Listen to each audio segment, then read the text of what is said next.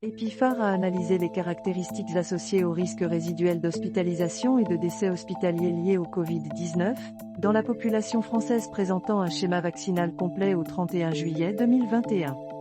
Cette étude couvre l'intégralité de la population française qui avait eu un schéma vaccinal complet, 2 doses de vaccin ou une infection à Covid-19 avec une dose de vaccin, entre le 1er janvier et le 31 juillet 2021, soit 28 millions de personnes.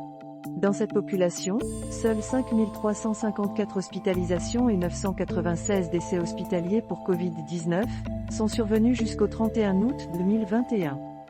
Ces résultats, qui témoignent une nouvelle fois du niveau élevé d'efficacité des vaccins pour prévenir les formes graves de la maladie, montrent que les risques d'hospitalisation et de décès pour Covid-19 après un schéma vaccinal complet restent fortement associés à l'âge.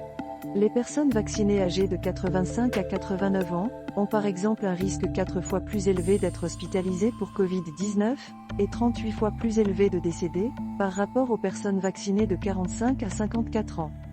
Parmi les personnes vaccinées, le risque résiduel de formes graves de Covid-19 apparaît également fortement associé à la prise d'immunosuppresseurs, avec un risque d'hospitalisation multiplié par 3,3 et de décès multiplié par 2,4. Les risques d'hospitalisation et de décès sont par ailleurs multipliés par 2,8 et 4,1 respectivement chez les personnes vaccinées sous traitement par corticoïdes oraux.